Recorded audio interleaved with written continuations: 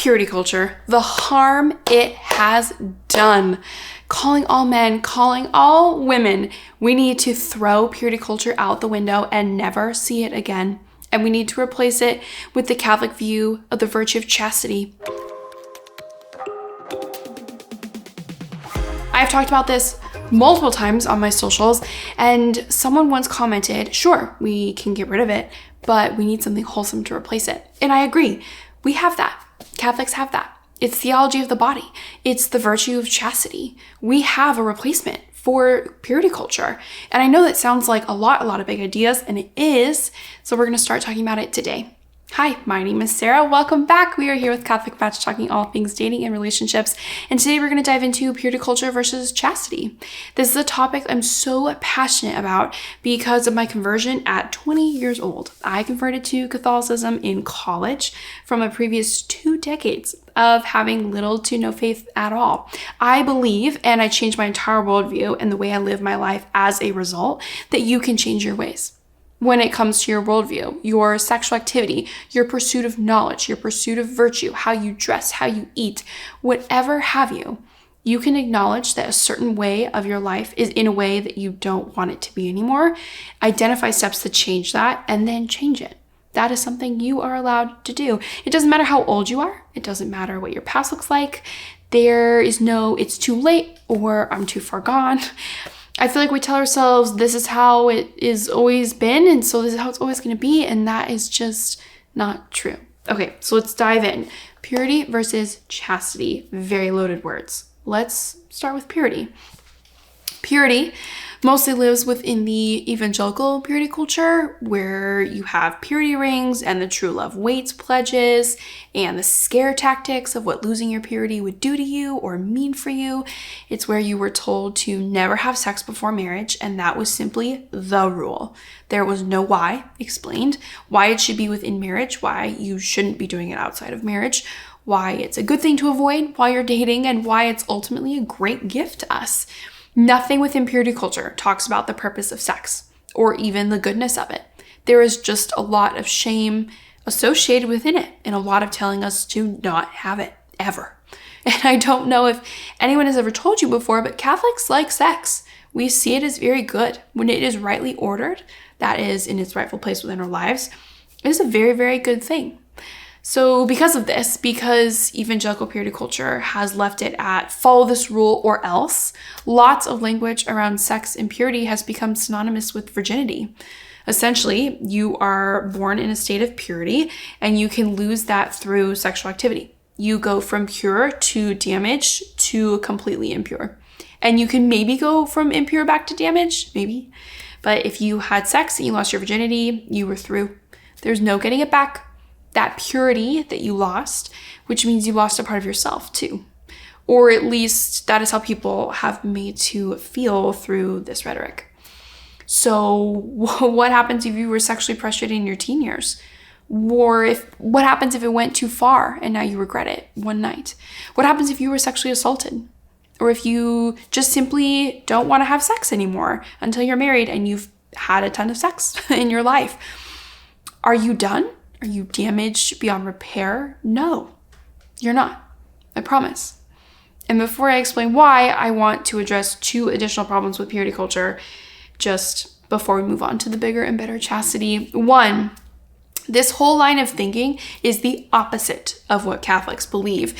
You are not born pure and then fallen into irredeemable corruption as you make mistakes throughout your life. We believe that although we are born with original sin, we can be purified by grace. Think receiving the sacraments, developing a relationship with God, pursuing holiness and virtue. Holiness is yours to have. You can mess up, genuinely ask for forgiveness, go through the process of healing, and continue on. And if you want proof, you can read any of the countless books on saints' conversion stories.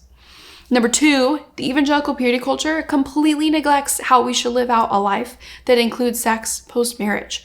We grow up with fear and shame so heavily associated with sex, and then you get married and all we're left with is go. There's no wonder why we feel emotional and psychological whiplash. Okay, so let's move into chastity. Completely different ballgame. Chastity applies to people who are single, who are dating, and who are married. It applies to you if you want to be single for the rest of your life. It applies to you if you want to be married to the rest of your life. It's not a simple rule, but a lens through which you live your life. It takes sex from something that is possibly damning to something that is very freeing and very good. The virtue of chastity calls us to respect ourselves and those in our lives by either refraining from or partaking in sex, depending on where you are in your state of life. There is good in refraining from sex. There is also good in partaking in it. It is not a question of whether to have sex or not, but rather in what context. And that context is if we are honoring how our bodies were designed and the God that designed them. The purpose of sex is to wholly give yourself to someone else who you love and to procreate. All the systems within our body, for example, are self-sufficient. Your kidneys do not need someone else's kidneys to work within themselves. They can do it all on their own. That is not the case with our sexual organs. We need our sexual counterpart to come into the picture for our sexual organs to do what they were meant to do, which is create another human being. We honor our bodies and how they are designed in having sex with the person we are married to for the purpose of wholly giving ourselves to that person and being open to becoming pregnant. And we honor the way God designed our bodies by not purposely causing our bodies to malfunction with birth control and by not holding back a part of ourselves, namely our fertility, through the use of condoms. But I'm gonna stop there before this whole video becomes a mini theology of the body. Single people can practice chastity by being in charge of their sexual desire rather than their sexual desire being in charge of them.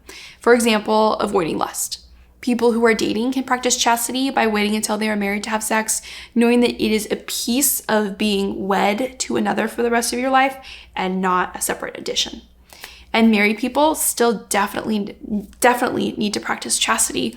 For example, being faithful to your spouse and not using or abusing your spouse with sex or lusting after someone else. So let's say you're in the category of one of the people that I mentioned before, that you were sexually pressured in your teen years, or you went too far and now regret it, or sadly you were sexually assaulted, or maybe you simply have had sex before and now you just don't want to have sex again until you're married, and you're asking yourself, am I irreparably damaged? I'm telling you that you are not. You are not irreparably damaged. You may have lost your virginity, but you did not lose your opportunity to get healing or wholeness after having something taken away from you. You are not damaged goods, impure and stuck in that impurity. You may have lost your virginity, but you didn't lose you. The virtue of chastity is not something that you find, follow, and perfect. It's something that you will work with your whole life. Healing is yours to have. Repentance, changing your ways, does not have an expiration date.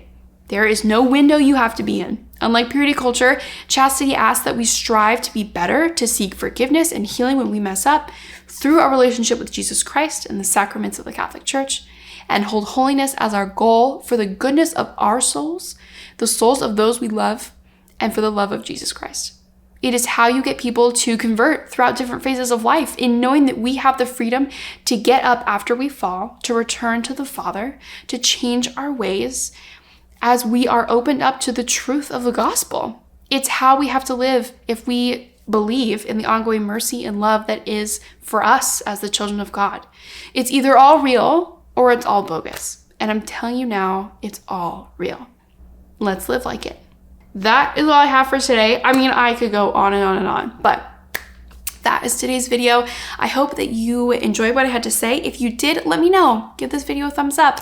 Go ahead and hit the subscribe button here on YouTube so you don't miss any future videos. Maybe I will continue talking about this. Let me know in the comments what you thought, how maybe purity culture has affected you, or how chastity has affected you as well. And go ahead and catch us over on Instagram at CatholicMatch. I will see you guys another day.